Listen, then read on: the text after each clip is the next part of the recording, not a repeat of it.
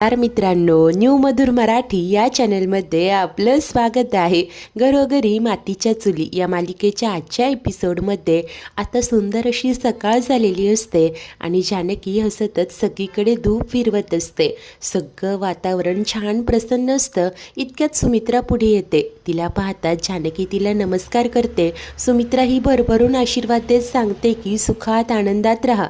त्यानंतर जानकी म्हणते की आई, माझं गुरुजींशी बोलणं झालंय परवाचा मुहूर्त निघालाय. तेव्हा आता सुमित्रा सांगते की हो ना, ठीक आहे. जानकी म्हणते की ठीक आहे आई, मी लगेच तयारीला लागते आणि ती जाणार. तेव्हा सुमित्रा म्हणते की काय ग, तुझं हल्ली सासूकडे अजिबातच लक्ष नाहीये. जानकी जराशी घाबरते. का आई, काय झालंय असं ती विचारते. तेव्हा सुमित्रा म्हणते की अगं आता शरू घरी आली ना, मला ना खूप छान असं हलकं वाटतंय. म्हटलं तुझ्या हातचा पोटभर नाश्ता करीन, माझ्यासाठी धिरडी करशील का? आता जानकी म्हणते असं होय, हो आई, अगदी तुम्हाला आवडतात ना अशी कुरकुरी करते. आणि दोघीही खुश होऊन हसत असतात. आणि इतक्यात ही शर्वरी आता नाटकं करत तिची बॅग घेऊन निघालेली असते. तिला पाहतात जानकी पुढे येते आणि वंश हे काय म्हणून विचारते. तेव्हा तोंड पाडून ही शरू सांगते की मी बँगलोरला निघाली आहे. आता मला इथे राहून तुम्हा कुणालाही त्रास द्यायचा नाही. तेव्हा जानकी बोलते की तुम्हाला कोणी सांगितलं की आम्हाला त्रास होतोय? तेव्हा शरू रडतच म्हणत असते की माझ्यामुळे नानांचा जीव गेला. जर का मी विक्रांतला तिथेच अडवून ठेवलं असतं तर हे सगळं काही झालंच नसतं. तेव्हा जानकी बोलते नानांच्या बाबतीत हे असं सगळं होईल आम्हा कुणालाच वाटलं नव्हतं. वंश, यात तुमचा काय दोष? त्यानंतर ही शरू मात्र सांगत असते की नाही, परंतु माझ्यामुळे तुम्हाला मनस्ताप तर झालाच आहे ना, हे नाकारता येणार नाही. त्यामुळे आता मला जाऊ द्या. आणि ती निघणार. तेच आता सुमित्रा बोलते की आईसाठी सुद्धा नाही का ग थांबणार? शर्वरी रडतच म्हणते की नाही आई, मला आता तुझ्या या वयात तुझ्यावर ओझं बनून नाही राहायचंय ग. सुमित्रा रागावत म्हणते की शरू पुरे हं. तर शर्वरी नाटकं करत बोलत असते की आई प्लीज मला अडवू नकोस ग. आणि हो, मला आता या वयात तुझ्या डोळ्यात पाणी नाही पाहिजे. तेव्हा जानकी समजावते की काय, तुम्हाला काय वाटलं तुम्ही बेंगलोरला गेल्यानंतर आईंना खूप बरं वाटेल का? की तुमच्या दूर जाण्याने तुमचा विचार आईंच्या मनात येणारच नाही का? आणि हो, जर का तुम्हाला असं वाटत असेल तुमच्या दूर जाण्याने त्यांचं टेन्शन कमी होईल तर मग खुशाल जा वंश. ही शरू तरीही आढेवेढे घेत असते, परंतु जानकी तिचं ऐकून घेत नाही. द्या बघू ती बॅगीकडे, तुम्ही कुठेही जायचं नाही असं म्हणत तिला अडवत असते. त्यानंतर शर्वरी मात्र उदास होऊन सांगते की वहिनी ऐक ना ग, अगं मला ना कशातच रस वाटत नाहीये ग, मला कशालाच काहीही अर्थ आहे असं वाटतच नाहीये. आता तेव्हा सुमित्रा तिला समजावते की शरू, अगं तुला कशात रस वाटत नाहीये हे असं वाटणं साहजिक आहे ग, कारण तुझ्या आयुष्यातून तुझ्या हक्काचं माणूस निघून गेलंय. परंतु या अशा वेळेला जर का आपली माणसं बरोबर असली की मग खूप बरं वाटतं ग, आधार वाटतो. संकट काय प्रत्येकाच्याच आयुष्यात येतात. शरू, तुझं कशातच मन गुंतत नाहीये ना, मग अगं एखाद्या कामात मन गुंत. तू मात्र कुठेही जायचं नाही, इथेच राहायचं. हे घर तुझंच आहे ग. अगं तू कुठेही जरी गेलीस ना तरी मला सतत तुझी काळजी वाटत राहील ग, असं आता सुमित्रा तिला समजावते. शरू क्षणभर गप्प होते. जानकी बोलते आता कसला विचार करताय? आईंनी सांगितलंय ना आम्ही तुम्हाला कुठेही जाऊ देणार नाहीये. आता ही शर्वरी ठीक आहे म्हणून सांगते. तर त्याच वेळेस इकडे आता अवंतिकाला जाग येते आणि ती पाहते तर सौमित्रची तयारी सुरू असते. ती म्हणते की सौमी, अरे तू तयार झालास? अरे मला काय नाही उठवलं, किती वाजलेत? असं बोलून ती मोबाईल पाहते. 8 वाजलेले असतात आणि आता ती घाईघाईने उठायला जाते. तेव्हा सौमित्र सांगतो की तुला आरामाची गरज होती ना म्हणून नाही उठवलं. आता अवंती उठलेली असते आणि सौमीच्या लक्षात येतं. तो म्हणतो की अवी, अगं बघ ना तुझं पोट दिसायला लागलंय. दोघंही खुश होत असतात. सौमित्र तिला आता आणखी काळजी घ्यायची म्हणून समजावतो. त्यावर अवंती मात्र सांगते की काय, स्वतःची काळजी घ्यायची स्वतःनेच? नाही नाही, मी तर स्वतःची काळजी घेणारच नाहीये. मला असं हवंय की माझ्या नवऱ्याने मला पॅम्पर करावं, त्याने माझी काळजी घ्यावी. तेव्हा आता सौमी ही प्रेमाने बोलत असतो की अच्छा, मग हा नवरा काळजी घेणारच पण त्याचं ऐकायचं. आता स्वतःला खूप जपायचं, पर्यंत रीडिंग करायचं, नो फोन्स. तेव्हा आता इकडे अवंतीही होकार देत असते की तू खूप खूप खूप आनंदी राहायचं असं सौमी तिला सांगतो. तेव्हा ती देखील स्माईल करत म्हणते की जो आज्ञा सरकार, आणि दोघेही एकमेकांना हग करतात. त्यानंतर सौमी सांगतो मी आहे खाली फ्रेश होणे आणि तो खाली येतो. तर तेव्हाच इकडे किचनमध्ये जानकी मस्तपैकी गरमागरम धिरडी करत असते. ऐश्वर्या तिकडे येऊन विचारते की काय मदत करू. तेव्हा आता ती सांगते की हे बघ ही धिरडं ना सौमित्र भाऊजींना नेऊन दे, 1 बाय 1 ने, म्हणजे सगळ्यांना गरमागरम मिळेल. हे तूप आणि चटणी आहे ते देखील ने. ऐश्वर्या होकार देते. तर सौमित्र, सुमित्रा आणि शर्वरी तिघेही हॉलमध्ये बसलेले असतात.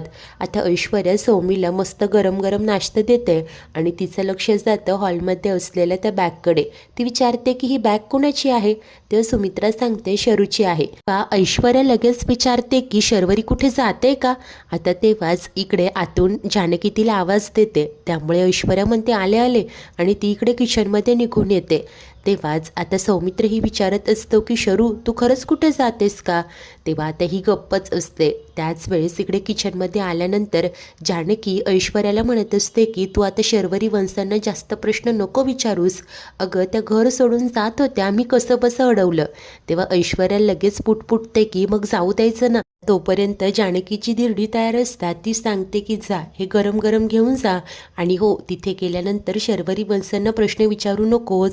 आता ऐश्वर्या ही सांगते की नाही विचारणार ग आणि ती आता बाहेर जाते. इतक्यात अवंतिका तिकडे येते आणि बोलते की वहिनी अहो मला उठायला ना उशीर झाला, सॉरी, तुमच्या एकटीवरच सगळं आलं ना. तेव्हा जानकी सांगते अगं ऐश्वर्या आहे ना माझ्या मदतीला. त्यानंतर जानकी तिला गरमागरम नाश्ता करून घ्यायला सांगत असते. अवंती मात्र म्हणते की मी आधी भात लावते आणि कणिक भिजवते मग बघूया. परंतु जानकी तिचं काही एक ऐकून घेत नाही. आता इकडे अवंती ही हसूनच बाहेर जाणार. तेच जानकी तिला म्हणते की 1 मिनिट अवंतिका मला जरा बोलायचं आहे तुझ्याशी. तेव्हा आता ती म्हणते हो बोला ना वहिनी. तेव्हा जानकी सांगते काल जेव्हा शर्वरी वंशांच्या खोलीत गेले होते तेव्हा मला त्यांच्या मोबाईलमध्ये राहुलचा फोटो दिसला. त्या राहुलचा विचार करत होत्या ग, त्यांच्यामुळे राहुलला त्रास झाला. हेच काय अगं आपण देखील त्याने न केलेल्या गुन्ह्याची शिक्षा त्याला द्यायला निघालो होतो. या सगळ्या प्रकरणात त्याची खूप बदनामी झाली. त्यामुळे तो शर्वरी वंशांवर खूप चिडलाय, त्यांच्याशी बोलतही नाहीये आणि त्या मला म्हणत होत्या की राहुल मुळशी सोडून जातोय. मला असं वाटतंय की आपण जाऊन ना राहुलची माफी मागायला हवी आणि त्याने मुळशी सोडून जाऊ नये ना हे पाहायला हवं. तेव्हा अवंतिका समजावते की वहिनी अहो आपण काही मुद्दामहून त्याला त्रास नाही दिला. त्यावेळेस पुरावे जे सांगत होते तेच आपण केलं, त्यामुळे तुम्ही उगीच गिल्ट नका घेऊ. तेव्हा जानकी मात्र म्हणत असते की गिल्ट कसं नाही येणार ग, हे बघ आपण जर का चूक केली आहे तर माफी मागायला नको का. अवंती बोलते की वहिनी बरं ठीक आहे, तुम्हाला वाटतंय ना माफी मागावी, मग जाऊया आपण. त्यानंतर आता बाहेर कोणाला काही हवं आहे का ते पाहण्यासाठी ती तिथून निघून जाते. तर इकडे ऋषी, सौमी, सारंग सर्वांचा नाश्ता झालेला असतो आणि ते निघणार असतात. तेव्हा सारंग शरूला पाहतो आणि बोलतो की ताई अगं तू एवढ्या मोठ्या प्रॉब्लेममधून सुटून आपल्या घरी परत आली आहेस, आता कसलं टेन्शन आहे ग तुला. तेव्हाच ही शरू नाटकं करत म्हणत असते की मेन प्रॉब्लेम जसा आहे तसाच आहे ना. ऋषी आश्चर्याने म्हणजे असं विचारतो. तेव्हा ती सांगू लागते की दादा म्हणजे अरे विक्रांतने ज्या लोकांकडून पैसे घेतले होते ते सध्या तर काही दिवस गप्प बसतील, परंतु कधी ना कधी त्यांचे पैसे परत करावेच लागतील ना.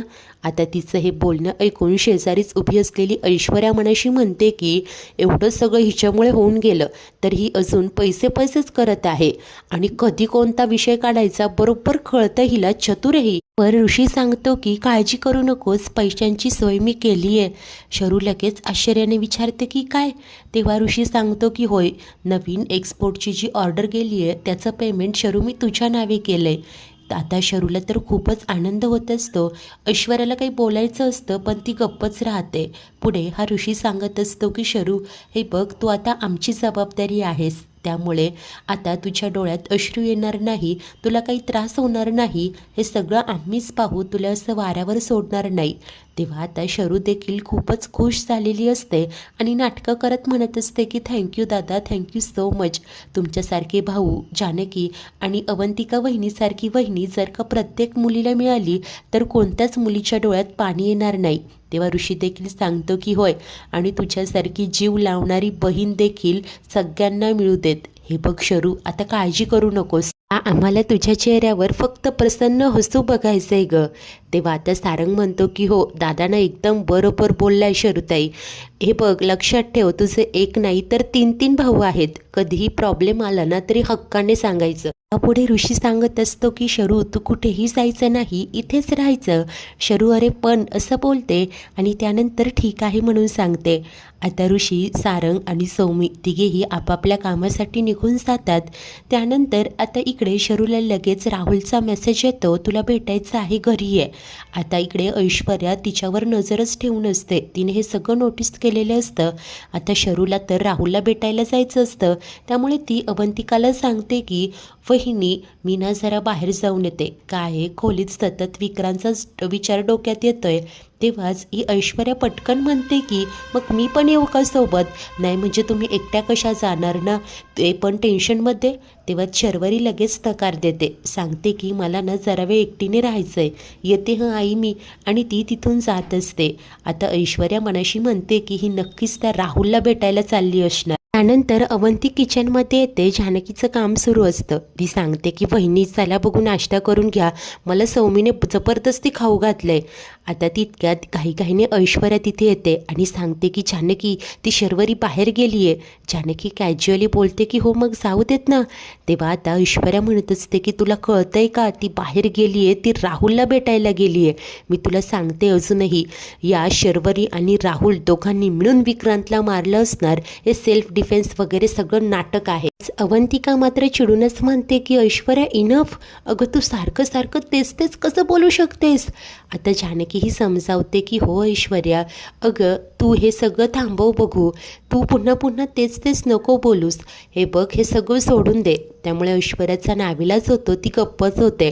परंतु खरं तर ऐश्वर्याचंच म्हणणं खरं ठरलेलं असतं. इकडे ही शरू आलेली असते राहुलला भेटायला. डोरबेल वाजताच तो दरवाजा उघडतो. शरू डोक्याला ओढणी गुंडाळून आलेली असते. घाईने आत येते.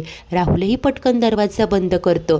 घाबरलेली शरू पुढे येऊन ओढणी सोफ्यावर टाकते आणि लगेच राहुलला मिठी मारत विचारत असते की राहुल, अरे तू माझ्यावर रागावलाय का रे?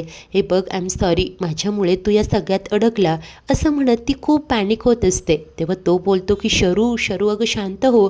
ती पुन्हा विचारते की तू चिडला नाहीस ना माझ्यावर, रागावला नाहीस ना?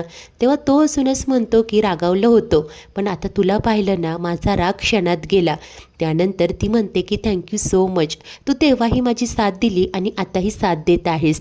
तेव्हा तो म्हणतो की पण तू माझी साथ देशील का? ती सांगते की बोल काय करायचं आहे. तेव्हा तो सांगतो की आपण इथून पळून जायचं. विचारते की कुठे जाणार, बँगलोरला का? तो बोलतो की हो. परंतु शरू सांगते नाही, मला नाही निघता येणार. सकाळी मी निघाले होते बॅग बिग भरून, परंतु घरच्यांनी मला अडवलं आणि मला आत्ता तरी त्यांचा मान राखायलाच हवा. आणि आपलं हे असं भेटणं देखील चुकीचं आहे, उगीच घरच्यांची बदनामी होईल. तेव्हा तो म्हणतो की काय, कधीपासून इतका हा सगळा विचार? तेव्हा शरू मात्र म्हणते की पण खरं तर हे आहे ना, आपल्याला आपले पैसे मिळायला हवे. तेव्हा तो म्हणतो की काय सारखं पैसे पैसे? हे बघ शरू, आपल्याकडे जे पैसे आहेत ना ते इनफ आहेत. शरू, मी तुला तेव्हाही सांगत होतं, पण तू माझं ऐकत नव्हती. नाहीतर ना तू जेलमध्ये गेलीच नसती. अगं आता आपण अमेरिकेत असतो. तेव्हा शरू मात्र बोलते की होय, पण आत्ता देखील जे घडतंय ते आपल्या फायद्याचंच आहे ना. हीच ती संधी आहे. आत्ता घरातल्यांना माझी खूप दया येते. आत्ताच आपण आपले पैसे काढू शकतो. आता जर का ही संधी गेली ना, तर मी परत कधीच माझे पैसे मागू शकणार नाही. म्हणते थांब, आपण त्यांचा विश्वास संपादन करूयात ना. तेव्हा अखेर राहुल विचारतो की हे बघ, तू मला खरं खरं सांग, तुझ्यासाठी पैसा महत्त्वाचा आहे की मी? ती मात्र उत्तर देते की दोन्ही. आता राहुल गप्पच होतं. त्याच वेळेस इकडे घरी जानकी ऐश्वर्याला सांगते की खरं तर आम्हीच राहुलला भेटायला जाणार आहोत, म्हणजे त्याची माफी मागायची आहे. ऐश्वर्या म्हणत असते की का, काय गरज आहे? जानकी, तुला नको तिथे चांगुलपणा का दाखवायचं असतं ग? जाऊ देत, तुम्हा दोघींना काय करायचं आहे ते करा. तेव्हा जानकी म्हणते की योग्य तेच करणार आहोत. जानकी अवंतीला म्हणते की आपली कामं आटोपली ना की आपण निघूया. आता इतक्यात ऐश्वर्याला काहीतरी सुचतं आणि लगेच विचारते की मी पण येऊ सोबत. जानकी होकार देते. ऐश्वर्या म्हणतनं खूप खुश होते. तिच्या डोक्यात काहीतरी प्लॅन शिजतच असतो. मित्रांनो, आजचा एपिसोड इथेच संपतो. तर पुढील भागात ठरल्याप्रमाणे जानकी, ऐश्वर्या आणि अवंती तिघीही राहुलच्या घरी येतात. डोरबेल वाजते. त्यामुळे आत असलेली शरू घाबरते. ती तिथेच कुठेतरी लपलेली असते. राहुल दरवाजा उघडतो आणि आणि तुम्ही इथे असं विचारतं तेव्हा ऐश्वर्या म्हणते की सगळं सांगतो, आधी आत तर येऊ दे. त्यानंतर जेव्हा त्या आतमध्ये येतात, ऐश्वर्या सोफ्यावर असलेली या शरूची ओढणी पाहते. त्यानंतर आता काही वेळाने शरू राहुलला म्हणत असते की अरे जर का घरच्यांना कळलं मी तुला अशी भेटते तर मी विक्रांतच्या दुःखातून इतक्या लवकर बाहेर कसे पडले हा प्रश्न नाही का पडणार. त्यानंतर आता जेव्हा ही शर्वरी घरी पोहोचते, नाटकं करत आलेली असते, सर्वच जण तिची काळजी करत असतात. सुमित्रा घाईघाईने पुढे होत म्हणते की शरू अगं काय हे कुठे होतीस तू. आणि तेव्हाच ऐश्वर्या तिला विचारते की शर्वरी तुझी ओढणी कुठे. आता मात्र शरू रंगेहात पकडली जाणार असते. आता तरी जानकी ऐश्वर्यावर विश्वास ठेवेल का आणि या शरूचं पितळ कसं या तिघी उघडं पाडतील. खरंच सगळं काही पाहणे खूप उत्सुकतेचे असेल. अशाच नवनवीन भागांच्या डेली अपडेट्ससाठी आपल्या न्यू मधुर मराठी या चॅनलला नक्की सबस्क्राईब करा. धन्यवाद.